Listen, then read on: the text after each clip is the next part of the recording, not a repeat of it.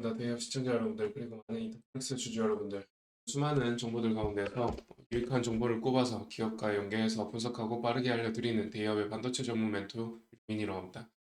저희는 그날 최신 거시 정보, 미시 정보들을 하나하나 분석해서 알려드리기 때문에 좋은 소식만 전할 수도 있고 안 좋은 소식만 전할 수 있다는 점 이해해 주시기 바라면서 구독하지 않으신 분들은 구독부터 해주시면 좋겠죠.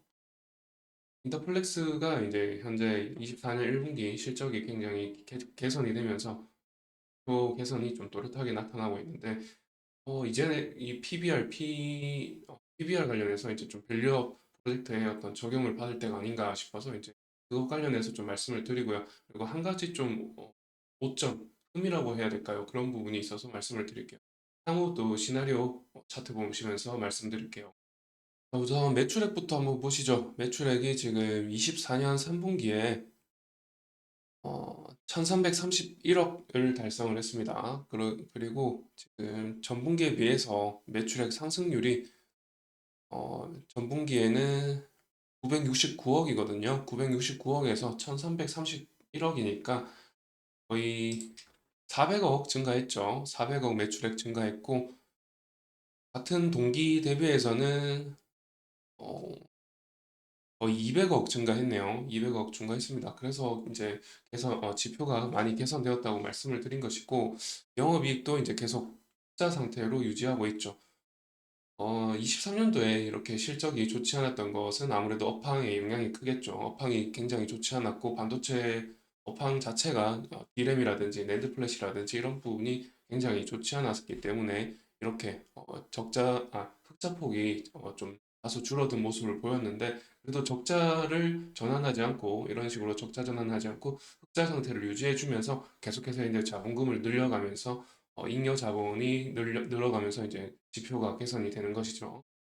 많이 아시는 분들은 아시겠지만 인터플렉스는 이제 FPCB라고 해서 이제 연성 PCB가 되겠고 플라스틱이지만은 잘 휘는 성질의 플라스틱이 되겠습니다. 이런 제품을 이제 수출을 하죠. 중국향 수출을 하고 있는데 아까 보셨던 이제 재무 수익성 면을 좀 수치적으로 보면요.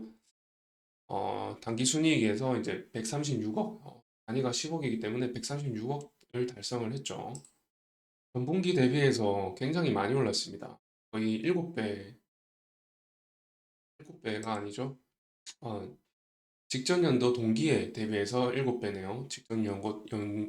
여기 17억보다 이제 720% 이렇게 상승했다고 하죠. 그렇다 보니까 이제 ROE 면에서도 이제 개선 흐름이 크게 보이고 있고요. 어, 그리고 FCF라고 해서 이제 잉여 자본 현금 흐름인데 현금 흐름도 굉장히 지표가 좋아지고 있습니다. PBR이랑 PER이랑 보시게 되면은 지금 분기 PBR, 분기 PER인데요. 최저점, 그러니까 17년도부터죠. 17년도부터 최저점에 비교해서 지금 계속 아래 위치에 있죠. PBR 같은 경우는 지금 1.5배고요. PER 같은 경우는 어, 8배네요. 그런데 이 모바일 부분의 어떤 평균적인 PBR이라든지 PER이라든지 이런 것들과 비교했을 때 다소 낮은 위치에 있고 어, 그 수익성은 계속 이제 개선이 될 것 같습니다. 왜냐하면 지금 BOE에 수출을 하고 있는데 BOE의 이 매출 비중이 굉장히 커지고 있거든요. 일단 BOE에 이 FPCB를 납품하는 업체로서 BOE의 실적을 안 볼 수가 없죠. 그래서 BOE의 실적을 보시면은 전체적으로 우상향하다가 24년 1분기에는 어느 정도 하락하는 모양을 보여줬는데 예측보다 조금 하회하는 수준이지만 이제 앞으로 중국향 그 중국향 모바일이라든지 그리고 이제 중국 자국 내에서 이제 소비하는 그런 모바일 부분이 계속해서 늘어날 전망이죠. 왜냐하면 어, 정부 차원에서 이 외국산 모바일을 사용하지 못하도록 사실 좀 압박을 주는 모양을 보이고 있기 때문에 그래서 이제 중국향 내수 부분에서 이제 매출이 크게 늘 것으로 보이는데 지금 그런 부분 때문에 사실 반대 방향으로서 반대 모멘텀으로서 미국에서 지금 대중국 상대로 이제 관세를 부과한다면서 나서고 있죠. 저가 물량에 대한 어떤 관세를 부과함으로써 그 자국 내 미국 입장에서 자국 내의 어떤 경쟁력을 좀 갖추기 위해서 저가품에 대한 중국의 저가품에 대한 관세를 부과함으로써 어느 정도 대응에 나서는 모양을 보이고 있어서 또 반대급부로 이렇게 모멘텀이 있기 때문에 어떻게 될지는 확신을 할 수는 없지만은 일단은 BOE의 매출은 늘어날 것이다 라는 점에서 인터플렉스의 이 FPCB 매출도 함께 증가할 것이라고 이렇게 계속 어, 예측하고 있습니다. 그래서 이제 인터플렉스의 이 수주 잔고를 보신다면은 계속해서 수주 잔고가 계속 유지되고 있고요. 1분기 수주 잔고가 42억 정도 있죠. 계속해서 이제 40억 정도 이렇게 보여주고 있는데 뭐 100억에서 이제 조금 줄어든 모습이죠. 이런 수주 잔고가 이제 매출액에 영향을 미치겠죠. 앞으로 계속해서 이제 수주 잔고만큼의 매출액 증대를 계속해서 보여줄 것이죠. 그리고 수주의 히트맵인데요. 23년 뭐 연도별로 해서 분기별로 해서 이렇게 수주액에 대한 어떤 수주 잔고, 이 순수주액의 히트맵인데 지금 올해 1분기에는 좀 줄었긴 합니다. 좀 줄었는데 앞으로 그 BOE의 모바일이 디스플레이 부분에서 이제 점유율을 좀 확대하는 모습을 보이고 있고요. 보시다시피 이 삼성 디스플레이가 중국의 이 BOE의 폴더블 패널, 디스플레이 패널 1위를 내줬다고 하죠. 폴더블에 들어가는 게 FPCB가 되겠습니다. 그런 점에서 BOE의 매출 증가에 따라서 계속해서 말씀드리는 게 이제 인터플렉스의 매출이 계속 함께 증가할 것이다. 이렇게 말씀을 드리는 거죠. 보시다시피 이 인터플렉스는 국내보다는 아시아, 중국향, BOE 매출 비중이 거의 80%가 넘죠. 이렇다 보니까 이제 아이러니하게도 제가 말씀드리는 부분이 한 가지 흠이 되는 부분이 중국향이 이렇게 비중이 높다 보니까 아무래도 리스크가 있죠. 미국의 대중 무역 리스크 이런 것 때문에 이제 관세를 부과한다든지 견제를 계속해서 이제 보여주잖아요. 뭐 선거철 때문에 그런지 몰라도 계속해서 이제 강한 견제를 보여주면서 어떤 대중 무역에 있어서 조금 어, 본인 나라의 그 경쟁력, 입지를 좀 굳히기 위해서 계속해서 중국을 견제하는 모습을 보여주고 있기 때문에 이런 부분들이 사실 흠이 될 수 있다라고 말씀을 드리는 거죠. 그래서 이제 가격적인 측면에서 마지막으로 말씀을 드리면은 지금 상당 기간 동안 횡보하는 모습을 보여줬었다가 조금 거래량이 크게 들어오진 않았지만 미미했던 평소보다는 좀 다른 거래량이 들어오면서 양봉을 만들어줬죠.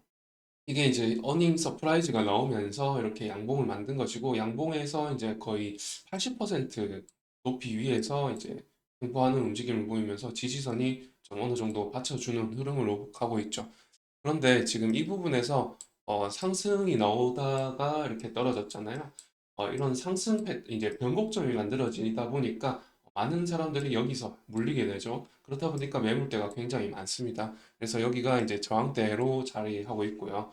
이 저항대를 뚫기 위해서는 사실 여기에 거래량 있죠. 이 거래량보다 훨씬 많은 이 정도의 거래량이 필요하겠죠. 이 정도 거래량으로 이제 순매수가 들어온다면은 이제 상향 돌파하면서 이 매물대가 지지선으로 되겠고요. 그 지지선으로 바뀌게 된다면은 이제 전고점을 노리면서 상승 돌파하는 그런 움직임을 보일 것으로는 생각이 되는데 유추는 하는데 근데 거래량도 아직까지 이제 관심도가 시장에서 좀 낮은 편이고 모바일 쪽으로 지금 수급이 별로 쏠리지가 않기 때문에 언제 이렇게 상승 돌파할지는 뭐 예측할 수가 없는 부분이고 어느 정도 이 부분이 지금 지지되는지 계속해서 살펴보시면서 투자 계획을 세우셔야겠고 이 지지선이 무너진다면은 사실 전저점인 이 지점까지 이제 열린다고 보셔야겠죠.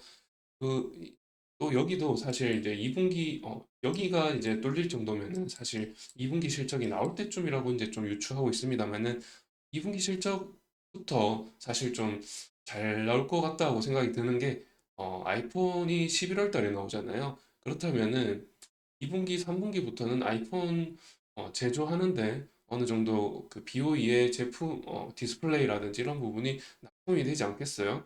그렇다면은 그 BOE뿐만 아니라 BOE에 들어가는 FP12도 함께 증가할 것이다. 이렇게 내다보고 있기 때문에 그런 점에서 2분기, 3분기의 매출 집계가 좀 더 지금보다 나아질 거다라고 이렇게 예측하고 있습니다. 그런 점에서 PER이라든지 PBR이라든지 이런 부분들이 지금 이게 기말 기준 PER, PBR이잖아요. 이게 훨씬 지금 아까 보셨다시피 낮아졌단 말이죠. 그런 점에서 지금 가격대가 사실 뭐 비싼 가격은 아니라고 생각이 드는데요. 그렇다고 뭐 100%뭐 비싼 가격 아니라고 해서 이게 주가가 오른다거나 이렇진 않잖아요. 주가라는 것은 알다가도 모르는 움직임을 보이기 때문에 언제라도 이렇게 지지선 무너질 수 있다는 점을 감안해서 좀 투자 계획을 세우셔야겠죠. 그럼 영상은 여기서 이제 정리하고요. 다음 영상에서 또 새로운 이슈 가지고 찾아뵙도록 할게요. 영상이 좋으셨다면 좋아요와 구독 부탁드리면서 마치겠습니다. 감사합니다.